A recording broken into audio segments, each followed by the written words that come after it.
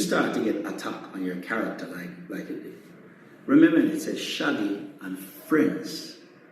There are also a lot of people that make up the friends that are behind the scenes. These are people that give their time, that involve their businesses, and that attach their businesses, right, to this brand. It was also an attack on their character at the same time, because they were also involved with us. Welcome back, my viewers and subscribers. Guys, Shaggy came under fire this week because he did not pay over the money raised by Shaggy Make a Difference Foundation from the 2018 Shaggy and Friends concert. Minister of Health Christopher Tufton seems quite upset that the money has not been paid over. And I agree with Shaggy not to hand over any money to them. And we're not talking about chump change. The amount of money raised was $100 million. Tufton really want to get his hands on this money. Next thing you hear that 80% of it has gone missing. Listen to what Shaggy has to say during an interview done with the Jamaica Observer. I'd say, in want of a better word, taking some battering in the press with regards to this handover, this $100 million. Because some people are saying they want it for something else. What do you, Shaggy, have to say about this? But first of all, by setting the narrative straight. I have to correct you when you say handover. Yeah. We never hand over money to anybody. If you look at the model of Shaggy and Friends, we do not hand over money. We always buy equipment, right? If there needs to be repairs, we do repairs. If we're on a project like when we build the cat lab, they built the cat lab and we furnished it with the machines. It has always been our model from day one, right? We owe that to our donors. That was the narrative, right? That has been the model. That's what they invest in when they donate. So we cannot stray from that. Okay. What will it take for this thing to move forward? In other words, it has already been moving. We had a lovely walkthrough today with the chairman, Kenny Benjamin, right? Got him up to speed about what is going on. He was there yesterday, he says, and he has been to different meetings also from before that. Now a lot of this was been in talk for about a year and a half, started by Dr. James, who was the then SMO. You know what I mean? And of course, we have Mr. Woods, who is the current CEO, and we've been having talks leading up to try and get the right one. We have to get a budget together.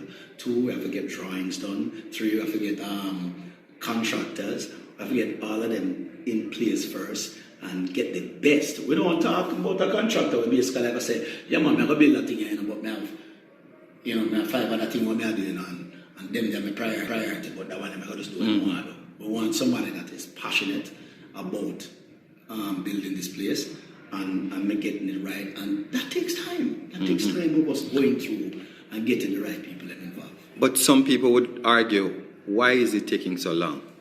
Well, it depends on what you call taking long. Like I said, 2 years of a pandemic, right? First of all, we had a plan first to build a brand new facility. Notice that we couldn't build a brand new facility because we didn't have enough land, right? We'd have to get land from JDF. We realized to get land from JDF would take way more hurdles.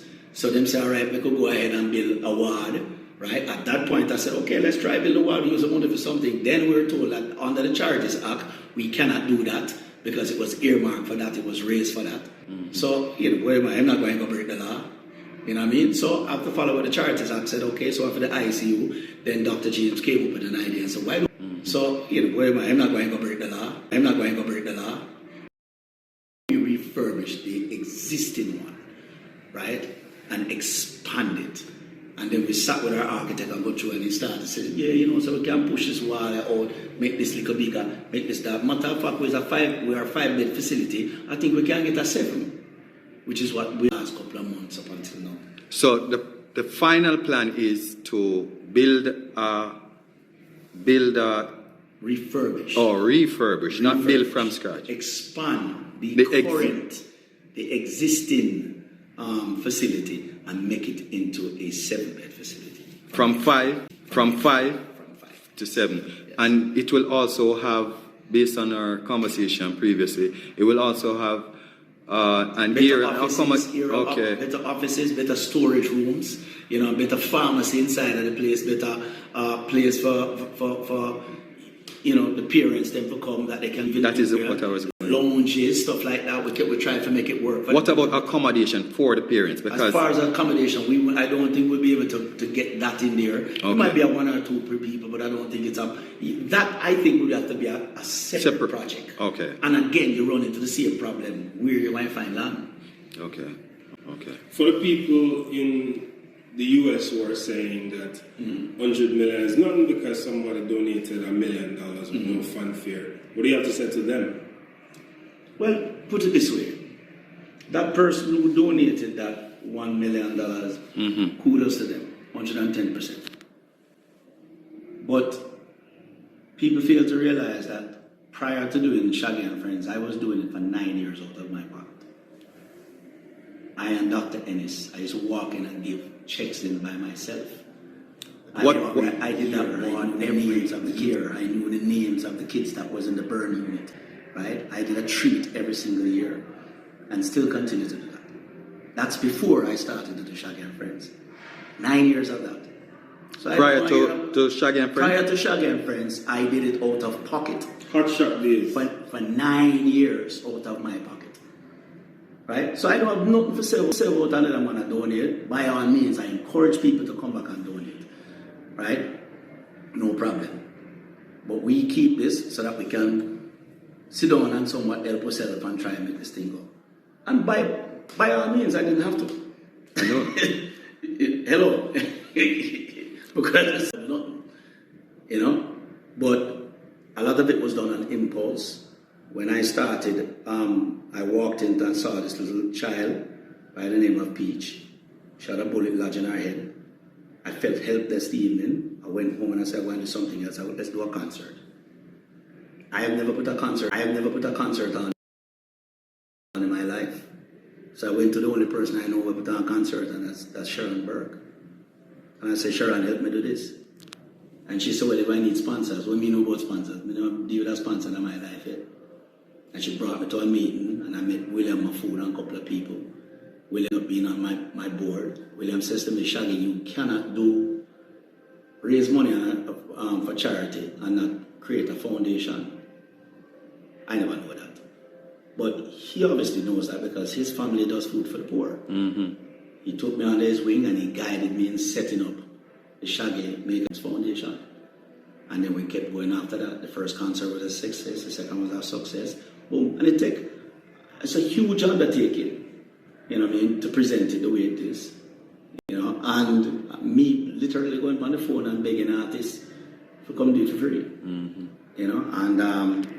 Are you done doing it? Are you that done is doing What's the future of Shaggy and Friends? This arm of Make a Difference. Are you done doing this? I'll tell you what. In my heart of hearts, I would love to. Because you have to put the children in first. And put, what we're doing was, we saw the good that it did. When you start to get attacked on your character like it did, remember it said Shaggy and Friends. There are also a lot of people that make up the friends that are behind the scenes. These are people that give their time, that involve their businesses, and that attach their businesses, right, to this brand. It was also an attack on their character at the same time, because they were also involved with us.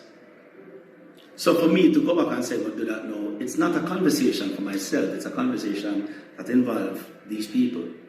And that I've had with them, they're, gutted and disgusted by the situation.